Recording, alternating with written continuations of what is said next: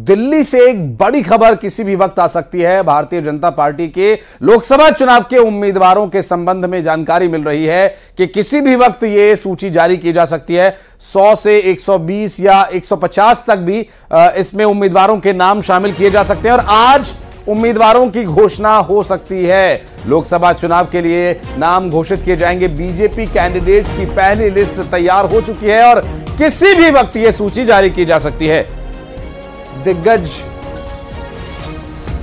चेहरे क्या शामिल किए जाएंगे, क्या नए चेहरों को मौका मिलेगा, ये सभी बातें इस लिस्ट में स्पष्ट हो जाएंगी कि भारतीय जनता पार्टी किस रणनीति के साथ लोकसभा चुनाव की ओर बढ़ रही है। क्योंकि विधानसभा चुनाव में जिस तरह की हमने परिवर्तन देखे या जिस तरह के फैसले भारतीय जनता पार्टी के थे, उससे न सिर्फ एक्सपर्ट्स, मीडिया बल्कि विपक्ष भी चौंक गया था।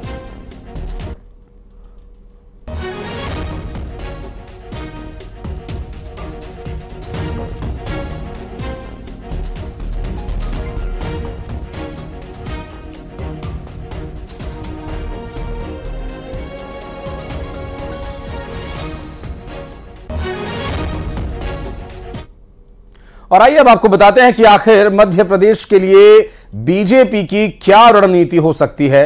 बीजेपी टिकट बंटवारे में क्या फॉर्मूला अपना सकती है। कई मौजूदा सांसदों का टिकट कट सकता है और टिकट दिग्गजों का काट करके नए चेहरों को दिया जा सकता है मौका। जबकि कुछ दिग्गज, जिसमें शिवराज सिंह चौहान जो कि विदिशा से चुनाव लड़ाए जा सकते हैं, ज्योतिरादित्य सिंधिया को गुना से टिकट दिया जा सकता है। इसके अलावा छिंदवाड़ा सीट के लिए बीजेपी की खास रणनीति रहेगी। किसी बड़े चेहरे को छिंदवाड़ा से उतारने का प्लान है और कुछ मौजूदा विधायकों को भी इस बार टिकट दिया जा सकता है। और भारतीय जनता पार्टी का लोकसभा का जो ये चुनाव है, इस बार का मंथन जो है लगभग 4 साढ़े 4 घंटे चला। तो वहीं बात करें उम्मीदवारों की, तो कई दिग्गजों को लोकसभा चुनाव के लिए टिकट भारतीय जनता पार्टी दे सकती है, जबकि कुछ का टिकट कट भी सकता है। हम बात कर रहे हैं शिवराज सिंह चौहान और उनके उस सीट की जिस पर कि भारतीय जनता पार्टी विचार कर रही है उन्हें उतारने के लिए। विदिशा सीट से शिवराज सिंह चौहान को उतारा जा सकता है, जबकि रमाकांत भार्गव का टिकट यहां से कट सकता है। भोपाल में नरोत्तम मिश्रा इस बार भारतीय जनता पार्टी के उम्मीदवार हो सकते हैं, जबकि साध्वी प्रज्ञा ठाकुर को यहां से टिकट काट कर हटाया जा सकता है। गुना की अगर बात करें तो ज्योतिरादित्य सिंधिया जो कि इस वक्त केंद्रीय मंत्री हैं, उन्हें चुनाव लाया जा सकता है, जबकि केपी यादव को अभी होल्ड पर रख सकती है भारतीय जनता पार्टी या उनका टिकट काट सकती है। और ये जो कयास हैं या जो जानकारियां मिल रही हैं सूत्रों के अनुसार, उन सब पर विराम लगेगा जब सूची जारी होगी और उस पर रहेगी हमारी नजर। तो छत्तीसगढ़ की बात करेंगे, बीजेपी की तैयारी की बात करेंगे। किसी भी वक्त सूची जारी होगी जिसमें छत्तीसगढ़ के भी कुछ कैंडिडेट्स की लिस्ट हो सकती है। अगर बात करें इस लिस्ट के जो नाम इसमें शामिल होंगे वो भी हम आपको बताएंगे। किसी भी वक्त ये सूची जारी की जा सकती है। रायपुर से लक्ष्मी वर्मा या सुनील सोनी, दुर्ग से विजय बघेल या प्रकाश साहू, कांकेर से भोजराज नाग या फिर राधेलाल नाग, राजनांदगांव से मधुसूदन यादव या फिर अभिषेक सिंह, ये वो संभावित नाम है। दो नामों का एक पैनल बना हुआ है और इसी के आधार पर कैंडिडेट तय किए जा सकते हैं।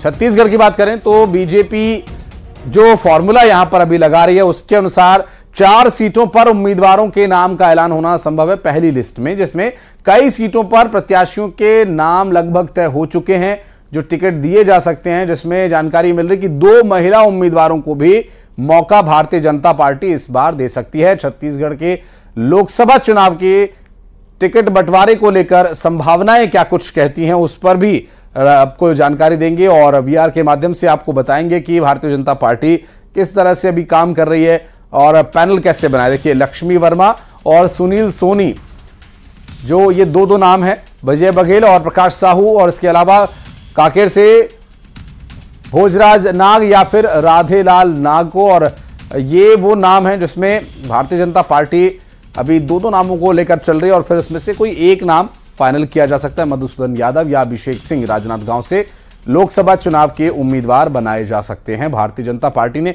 एक मीटिंग करके, जिसमें प्रधानमंत्री नरेंद्र मोदी थे, भारतीय जनता पार्टी के राष्ट्रीय अध्यक्ष मौजूद थे, अमित शाह वहां थे, राजनाथ सिंह वहां थे और दोनों ही प्रदेशों के प्रदेश अध्यक्ष थे। तो ये सभी जो तैयारियां हैं उसका मुकम्मल होना कब तक संभव है, बात करेंगे। हमारे सहयोगी पवन गौड़ इस वक्त दिल्ली से हमारे साथ मौजूद है। पवन, मीटिंग हुई है, कयास लगाए जा रहे हैं, बहुत सारी तैयारियां की गई हैं, लेकिन उसे अभी परिणाम स्वरूप जारी होने में कितना समय लग सकता है? लिस्ट की हम बात करें, जो पहली लिस्ट बीजेपी जारी कर सकती है, बीते 2 दिन से यही संभावना है कि किसी भी वक्त ये जारी हो सकती है। जब 2 दिन पहले जो केंद्रीय चुनाव समिति की बैठक हुई थी उसमें 200 से ज्यादा नामों को लेकर बीजेपी ने फाइनल मंथन कर लिया है और उस लिस्ट में जो है वो फाइनल मोहर लगा दी गई है। अगर बात करें जारी करने की तो बीजेपी इस पूरे पहली लिस्ट जब जारी करेगी तो एक बड़ा इवेंट रखने वाली है बीजेपी, उसी की तैयारी लगातार चल रही है। हो सकता है खुद बीजेपी के राष्ट्रीय अध्यक्ष जेपी नड्डा जो है वो पहली लिस्ट की घोषणा करें और खुद प्रेस कॉन्फ्रेंस करके सभी देश को बताएं कि कौन कौन से जो चेहरे हैं वो बीजेपी की टिकट पर चुनाव लड़ने वाले हैं। उसमें संभवतः प्रधानमंत्री नरेंद्र मोदी के नाम की घोषणा होगी, रक्षा मंत्री राजनाथ सिंह के नाम की घोषणा होगी, उसमें उनके साथ साथ कई सारे अन्य जो बड़े चेहरे हैं पार्टी के उनके नामों की घोषणा की जाएगी। अगर बात करें कि घोषणा की तो बीजेपी अगले 1 से 2 दिन के अंदर अपनी उस लिस्ट की जो है वो घोषणा कर सकती है, चूंकि लगातार जो है अभी तैयारी और बैठकों का दौर लगातार चल रहा है। कल भी देर रात जो है बीजेपी के राष्ट्रीय अध्यक्ष जेपी नड्डा गृहमंत्री अमित शाह के आवास पहुंचे और वहां तकरीबन 2 से 3 घंटे का मंथन दोनों ही लोगों के बीच में हुआ। चूंकि 200 से ज्यादा नामों पर चर्चा हो चुकी है, हालांकि बीजेपी जो है वो 100 से 150 नामों की ही घोषणा पहली लिस्ट में करेगी। उसमें ज्यादातर जो सीटें होंगी वो हारी हुई या कमजोर या बड़े नामों की सूची उसमें शामिल होने वाली है। तो ऐसे में बीजेपी जो है लोकसभा चुनाव की घोषणा से पहले और अपनी जो सीटों की जो घोषणा है उससे पहले तैयारी पूरी कर रही है और बड़े एक इवेंट के माध्यम से पहली लिस्ट की घोषणा की जाएगी, उसको लेकर लगातार बीजेपी में तैयारियां चल रही हैं। बिल्कुल, और चूंकि भोपाल और रायपुर तक भी खबर पहुंची चुकी होगी। प्रशांत हमारे साथ सहयोगी हमारे भोपाल से मौजूद हैं। प्रशांत, अभी की बात करें तो जिस तरह की परिस्थितियां बन रही हैं या जो फॉर्मूला अब तक बताया जा रहा है जिसमें शिवराज सिंह चौहान, नरोत्तम मिश्रा जैसे बड़े चेहरे और ज्योतिरादित्य सिंधिया जैसे चेहरे जो कि पार्टी का अभी चेहरा है इस वक्त प्रदेश में, उनकी सीट लगभग अंदाजे से ये कि सूत्रों के हवाले से जो भी जानकारी छनकर आई है वहां पर किस तरह की सुगबुगाहट है, क्या तैयारियां नजर आ रही हैं? देखिए तैयारी लगभग पूरी है और दूसरा ये कि 20 से ज्यादा सीटें जो लगभग हम कहें कि नाम लगभग तय हो चुके हैं। हालांकि कब अनाउंस होगा ये थोड़ा सा जरूर सस्पेंस है, आज या फिर कल भी संभावित है कि सूची आ जाए, लेकिन जो सूची आएगी वो दरअसल केवल मध्य प्रदेश नहीं 100 से ज्यादा नामों की सूची होगी, जैसा कि बता भी रहे थे अपने साथी। लेकिन मध्य प्रदेश के लिए अगर हम जिक्र करें, बड़े नामों का आप जिक्र कर रहे थे, बड़े नामों में बहुत कुछ नाम लगभग साफ हैं। ग्वालियर का जिक्र हो रहा था, सेजवलकर का रिपोर्ट कार्ड बहुत अच्छा नहीं था इसलिए उनका जाना लगभग तय है। अब वहां से किसको उतारा जाएगा ये एक बड़ा सवाल है। दूसरा कि अगर सिंधिया जी गुना से उतरते हैं तो फिर केपी यादव का टिकट कटेगा। इसी तरह से शिवराज सिंह चौहान का नाम विदिशा से सबसे आगे बहुत महत्वपूर्ण तरीके से लिया जा रहा। भोपाल का जिक्र कर रहे हैं, भोपाल से बहुत सारे नाम चल रहे थे, यहां तक कि रामेश्वर शर्मा का नाम भी था भोपाल लोकसभा सीट से। लेकिन अब ये जरूर कोशिश रहेगी बीजेपी की कि जो विधायक है फिर उसे सांसद का चुनाव ना लड़ाया जाए। हालांकि मजबूत कैंडिडेट थे। अब भोपाल से आलोक शर्मा की चर्चा भी है, आलोक शर्मा चुनाव हार गए थे, आपको याद होगा। वीडी शर्मा का नाम कई जगह अलग अलग जगह से चला था, यहाँ भोपाल से भी चला था, खजुराहो से भी चला था, मुरैना से भी चला था, लेकिन आखिर जो जानकारी मिल रही सूत्रों के हवाले से कि फाइनली खजुराहो से ही उनका नाम तय हुआ है। दूसरा इसी तरह से कुछ और बड़े नाम अगर आप जिक्र करें तो बदले जरूर जाएंगे, कुछ चेहरे बदले जरूर जाएंगे। उम्र का एक बड़ा पैरामीटर है, जातिगत आधार एक बड़ा पैरामीटर होगा, ये जरूर एडजस्टमेंट करना होगा कि भाई इस जाति को भी हमें प्रतिनिधित्व देना, उस जाति को भी जिससे पहले भी हम जिक्र कर चुके हैं कि भाई सिंधी समुदाय से आते हैं शंकर लालवानी, तो उनका टिकट कटना हो सकता है कि मुश्किल हो। हालांकि शुरुआती चर्चाएं ये जरूर थी कि शायद उनका चेहरा बदला जाए, कोई और दूसरा मैदान में उतारा जाए। और दूसरा एक ये भी कि जो कई बार से सांसद रहे हैं, उम्र दराज भी हो गए हैं, उनकी जगह नए लोगों को मौका दिया जाए, एक नई टीम। 2 श्रेणियों में दरअसल आशीष बांटा था पार्टी ने। इससे पहले कई सर्वे कराए थे, अलग अलग स्तर के जो सर्वे कराए थे, कई दिनों से सर्वे चल रहे थे। इसको अंतिम मोहर लगाने के लिए प्रशांत जो लंबी बैठक चली जिसमें बड़े चेहरे खुद मौजूद थे, प्रधानमंत्री हो या राष्ट्रीय अध्यक्ष हो या फिर रणनीतिकार अमित शाह, ये सभी लोगों ने बैठ करके मंथन किया, बस इसका ऐलान भर होना बाकी है। और रायपुर में भी सुगबुगाहट शुरू हो चुकी है। तनु, किस तरह की तैयारियां चल रही हैं, जो नाम अब चर्चा में हैं, कैंडिडेट्स को जारी किए जाने का, नाम जारी किए जाने का जो फॉर्मूला अभी चर्चा में है, ये कब तक अमल में लाया जा सकता है? किस तरह की मूवमेंट अभी फिलहाल रायपुर में?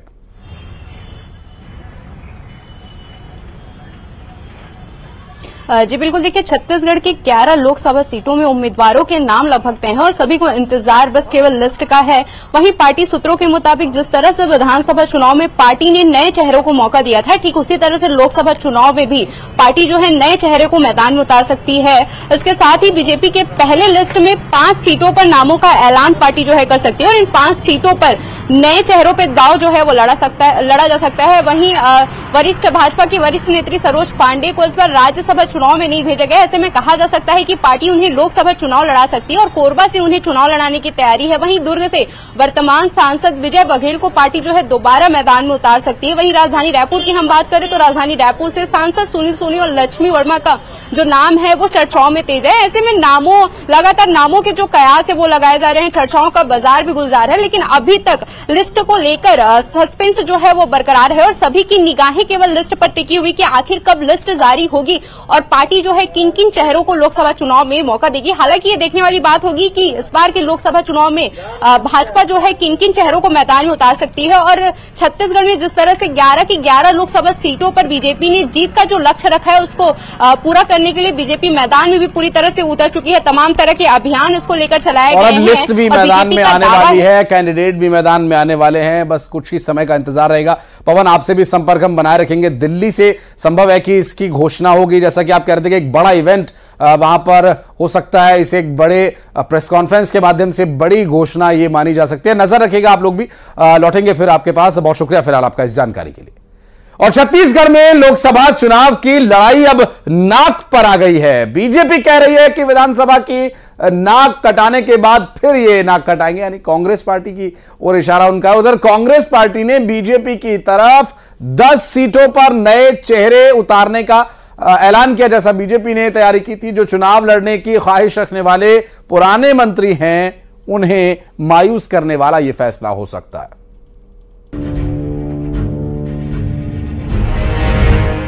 लोकसभा चुनाव की तैयारी में जुटी छत्तीसगढ़ कांग्रेस को सीईसी की बैठक का इंतजार है। पार्टी ने दावेदारों के नाम केंद्रीय कमान को भेज दिए हैं। केंद्रीय चुनाव समिति की बैठक के बाद कांग्रेस भी इसी सप्ताह अपने प्रत्याशियों के नामों की घोषणा कर सकती है। टिकट बंटवारे में पार्टी बीजेपी की राह पकड़ती नजर आ रही है, जिसके मुताबिक प्रदेश की 11 लोकसभा सीटों में से कांग्रेस 10 सीटों पर नए चेहरे उतार सकती है।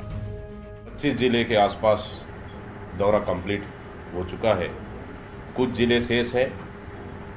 उस जिलों को भी एक सप्ताह के अंदर कंप्लीट कर लिया जाएगा, जहां जाकर कार्यकर्ता और सीनियर नेताओं से चर्चा कर रहे हैं और आगामी लोकसभा चुनाव की तैयारियों को लेकर लगातार मंथन चल रही है।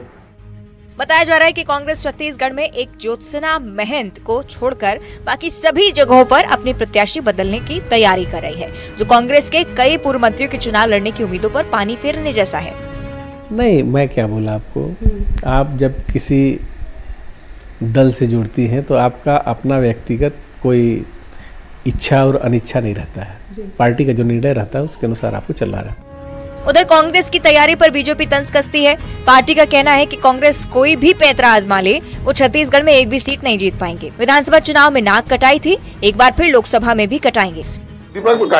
हमारा गोयल तो उसको झटका दिया था ना कि आपको इस बार हरा के रहूंगा, और मैं भी सोच रहा था इसको हरा के रखना है और हरा भी दिया हम लोग। मैं खुला बोल रहा हूँ, बेंजाम को बता दिया था मैं तेरे एक छोड़ने वाला नहीं है, तेरे को सत्यानाश करने वाला है, इतना तक बोल दिया था। और वो जो है ना काम हुआ, मैं नहीं बताऊंगा क्या हुआ। कान और नाक बचाने की बात हो रही थी। अब वो कान नाक क्या बचाएंगे, अब क्या बचाएंगे, क्या बचा है उसके बाद है? नाक कटाने के लिए बात कहा था। नाक कटेगा, कान भी कट गया, और क्या बचा है उनके पास? अब क्या लड़ेंगे क्या वो है? लड़के दिखाएंगे? बोलिए। तो लड़ने की तो बात कर रहे हैं। अब बात कर रहे हैं अलग बात है, लेकिन नाक और कान तो कटना ही कटना है, जान लीजिए। चुनावी तैयारी के बीच बीजेपी कांग्रेस के बीच जुबानी जंग भी जारी है। इसी बीच कांग्रेस की 10 सीटों पर नए प्रत्याशी उतारने की योजना पार्टी के पुराने नेताओं को नागवार गुजर रही है। इसी बीच मिशन 11 में जुटी बीजेपी कांग्रेस को मुकाबले में मानने से इनकार कर रही है।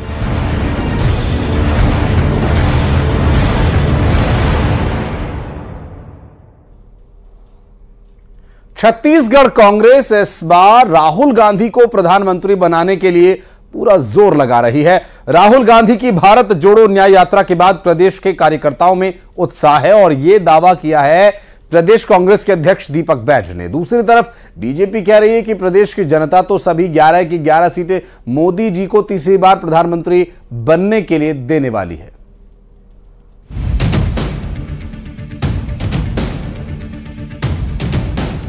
छत्तीसगढ़ विधानसभा चुनाव में हार के बाद कांग्रेस लोकसभा चुनाव की तैयारी में जुट गई है।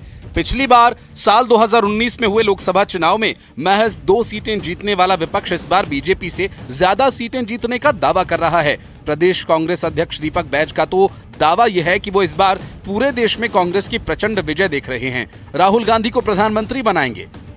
कार्यकर्ताओं में आगामी लोकसभा चुनाव को देखते हुए उत्साह है और उनका एक ही मंशा है कि देश में कांग्रेस की सरकार बनाना है, कांग्रेस गठबंधन की सरकार बनाना है और राहुल गांधी जी को प्रधानमंत्री बनाना है। जिस तरह से भारत जोड़ो न्याय यात्रा से हमारे नेता माननीय राहुल गांधी जी छत्तीसगढ़ आए, उससे कार्यकर्ताओं में और नेताओं में तमाम जोश आया है और उत्साह आया है, उसी का नतीजा है। दीपक बैज प्रदेश के 25-26 जिलों का दौरा कर चुके हैं। कार्यकर्ताओं के साथ मंथन का दौर जारी है। विधानसभा चुनाव के झटके से उबरने का दावा करने वाले दीपक बैज कह रहे हैं कि उनके कार्यकर्ता एक बार फिर उत्साह से भरे हैं। दूसरी तरफ विधानसभा चुनाव में कांग्रेस को छत्तीसगढ़ की सत्ता से बेदखल करने वाली बीजेपी कह रही है कांग्रेस का हश्र 75 पार के नारे जैसा होने वाला है।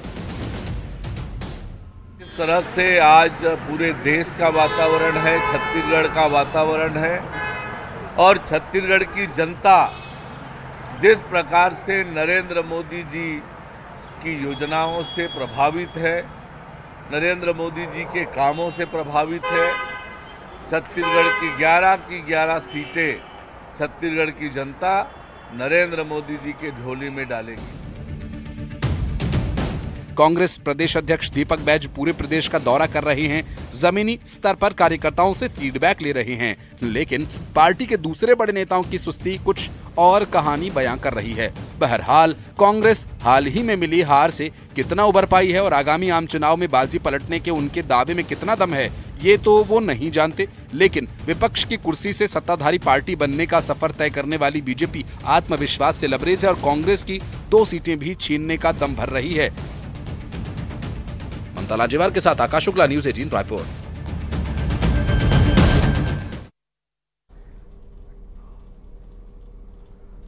और यार एक छोटे से ब्रेक के लिए चल लौटते हैं।